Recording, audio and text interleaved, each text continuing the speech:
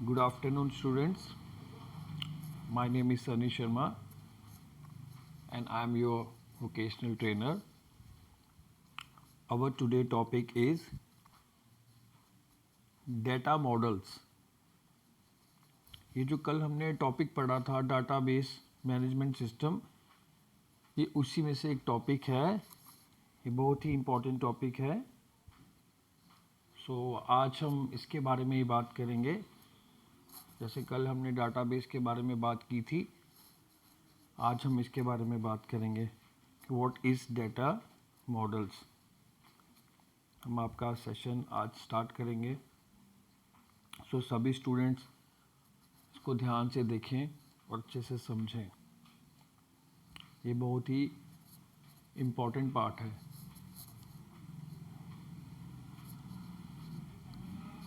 Start करेंगे हम session 1 से. Database management system.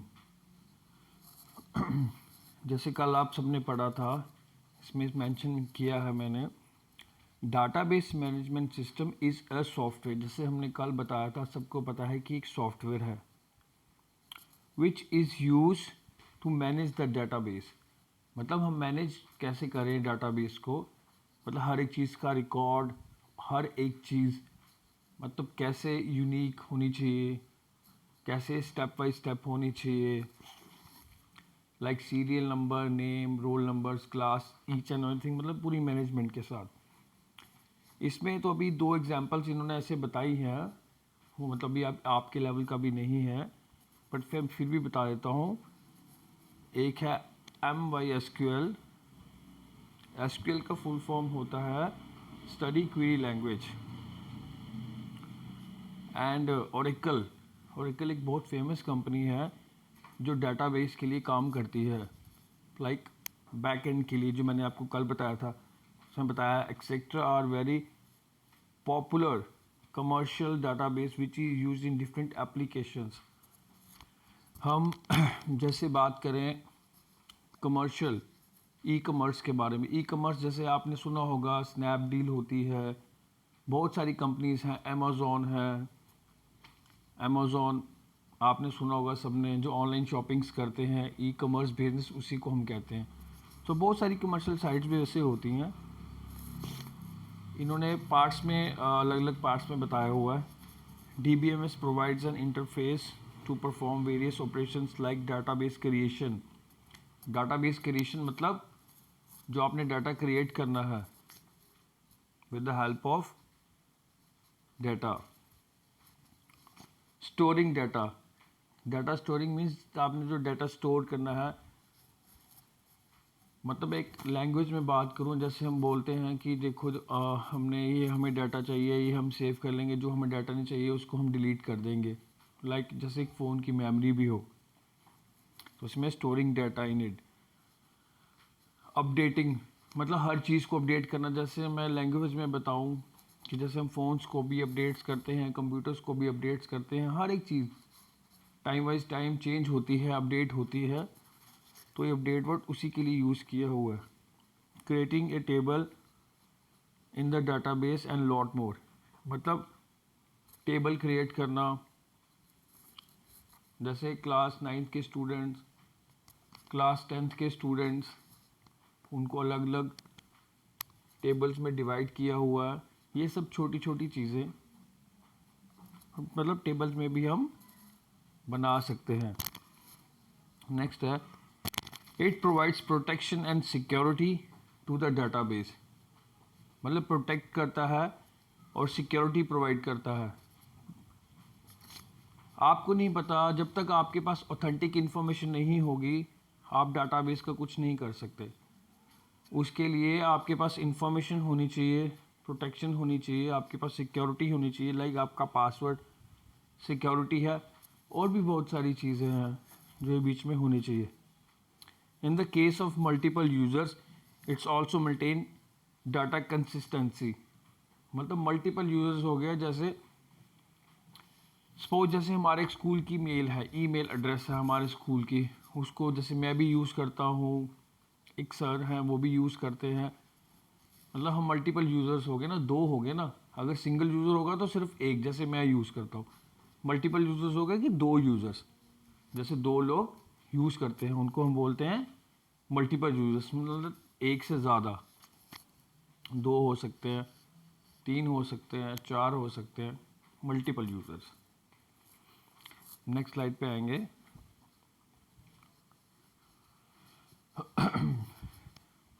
DBMS allows users following task, मतलब कौन कौन से टास्क हम फॉलो कर सकते हैं under DBMS। The first one is data definition. It is used for creation, modification and removal of the definition that defines the organization of the data in the database. पहले तो organisation क्या होती है? Organisation is a group of company, मतलब a group of peoples, like उसमें organisation में 20 लोग भी हो सकते हैं, 40 भी हो सकते हैं, 50 भी हो सकते हैं। उसके बारे में उनका डाटा डिलीट करना, क्रिएट करना, उनके बारे में कुछ करना, उनके काम को डिवाइड करना, ये सब चीज़ें। किसी को कुछ टास्क दे देना, किसी को कुछ टास्क दे देना, लाइक कोई मॉनिटर करेगा, कोई ईमेल देखेगा, कोई सिक्योरिटी देखेगा, हर एक चीज़ को अपना अपना काम दिया होता है। डाटा अपडेशन, मतलब डाटा अपडेट करना। सपोज करो, जैसे मैं आपको एक एग्जांपल देता हूँ, जैसे हम अभी कर रहे हैं वैक्सीन रजिस्ट्रेशन, उसमें चल रही हैं, रोज़ रजिस्ट्रेशन चलती हैं। आज हम रजिस्टर करेंगे, आज रात को 12 बजे तक, कल चेक करेंगे उसमें और अपडेट हो गए होंगे, उसमें और लोग आगे होंगे। तो लाइक इसी अपडेट की बात करते हैं कि data updation. Retrieval, data retrieval हो गया कि आप कहीं से भी डाटा हम ले सकते हैं, जो कहीं इसमें लिखा है, it is use to retrieve data from the database which can be used by the application of various processes. मतलब हम डाटा ले सकते हैं डाटाबेस से, मतलब समथिंग गेट फ्रॉम समथिंग, मतलब कहीं से भी डाटा हम ले सकते हैं डाटाबेस से। जो हमें रिकॉर्ड चाहिए है, लाइक हमें इस कैंडिडेट का लाइक रोल नंबर चाहिए है, फादर्स नेम चाहिए है, मदर्स नेम चाहिए, तो ये सब चीज़ें हम वहाँ से ले सकते हैं डाटाबेस की हेल्प से। ये इनके पार्ट्स हैं।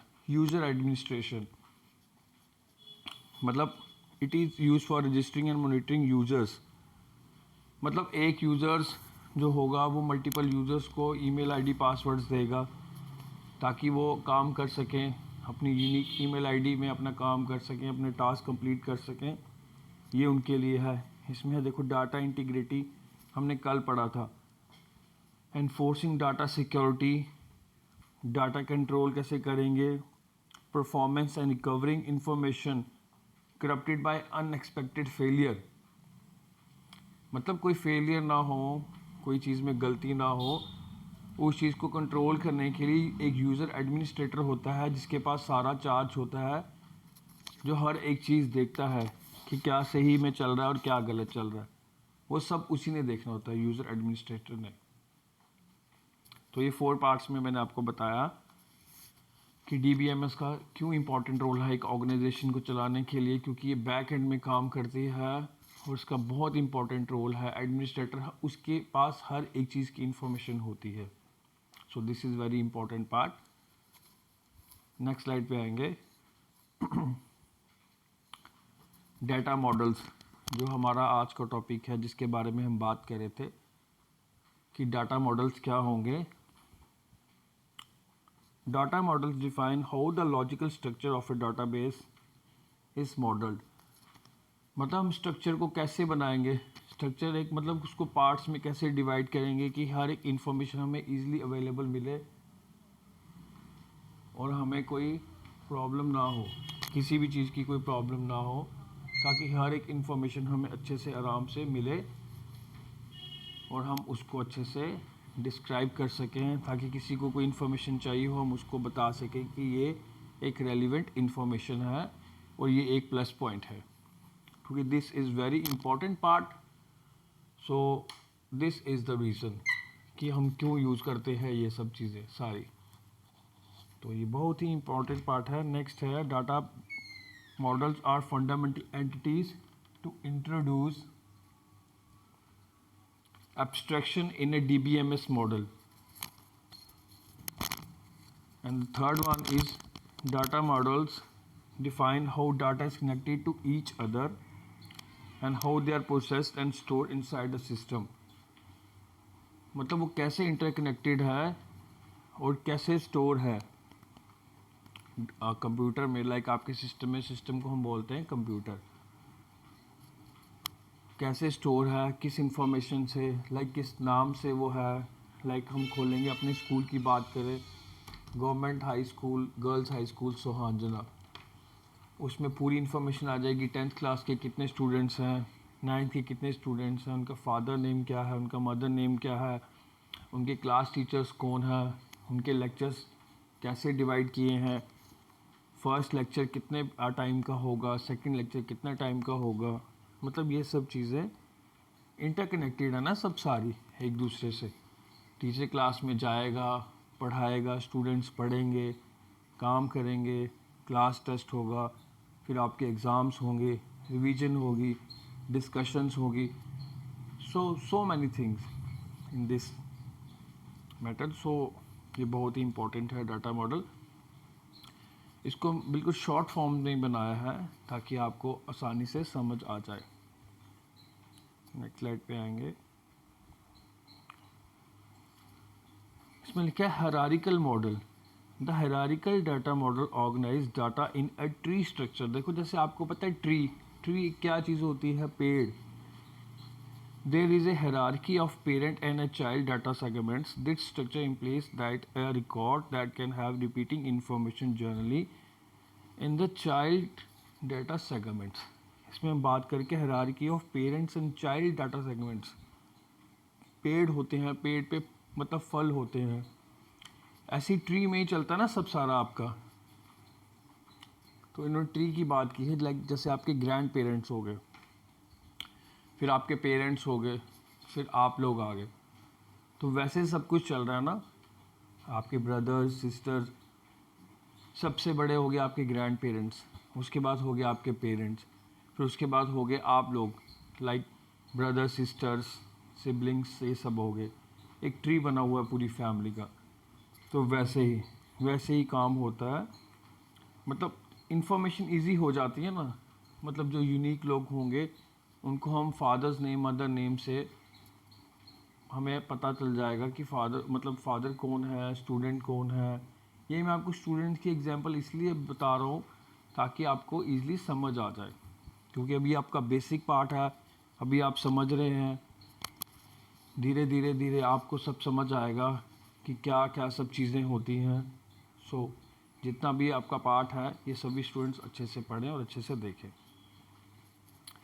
इसमें लिखा है कि hierarchical DBMS were popular from the late 1960s with the introduction of IBM Information Management System DBMS. इसमें लिखा है इंफॉर्मेशन मैनेजमेंट सिस्टम. जैसे मैंने कल आपको बताया था IBM की फुल फॉर्म क्या है, international business machine. It's a very very famous company. So उसके लिए इन्होंने इनको कल्चर अडॉप्ट किया था DBMS का. तो ये बहुत ही इम्पोर्टेंट एक पार्ट है. डाटाबेस हर कंपनीज होती हैं, कोई सॉफ्टवेयर पे काम करता है, कोई नेटवर्क पे काम करता है, कोई सिक्योरिटीज़ पे काम करता है. लाइक डिफरेंट पार्ट्स होते हैं हर एक चीज़ के.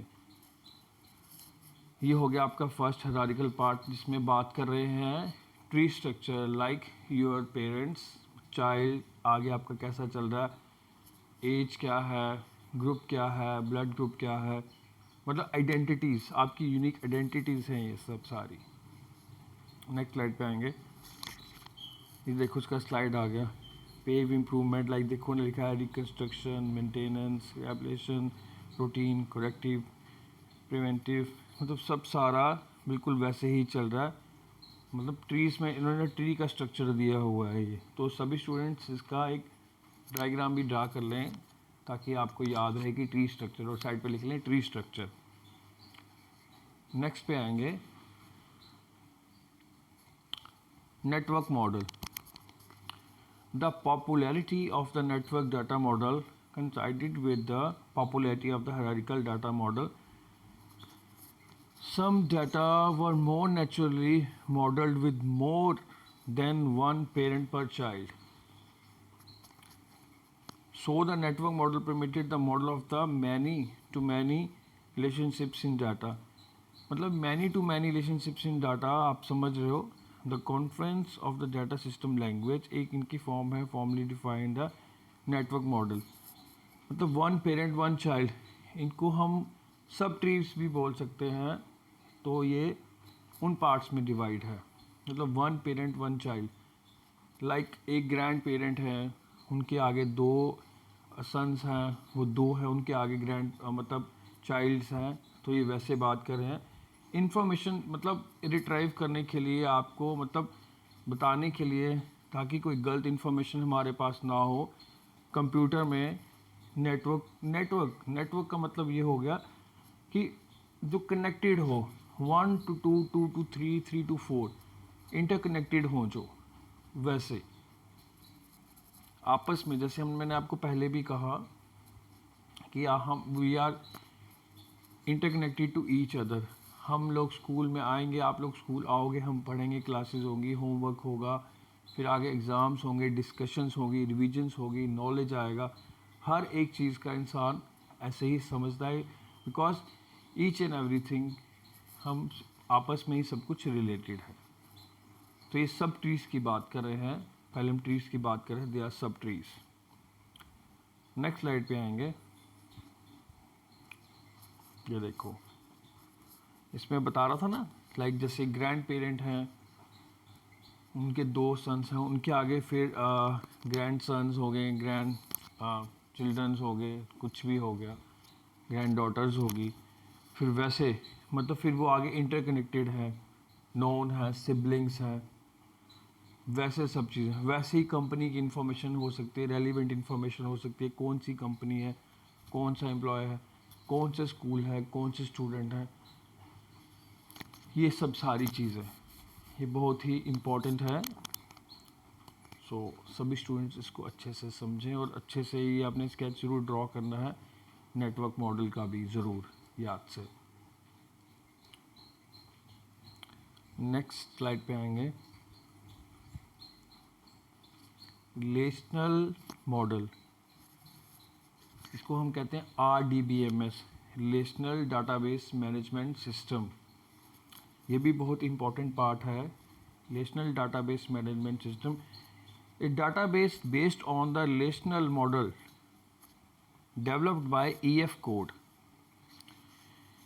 A relational database allows the definition of the data structure, storage and retrieval operation and integrity constraints. In such a database, the data and the relation between them are organized in tables.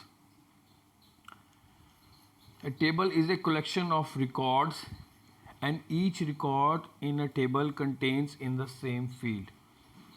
देखो इसमें लिखा है कि हम इसको table की form में लिखेंगे. टेबल की फॉर्म में लिखेंगे. लाइक मैं आपको एक एग्जांपल दूंगा.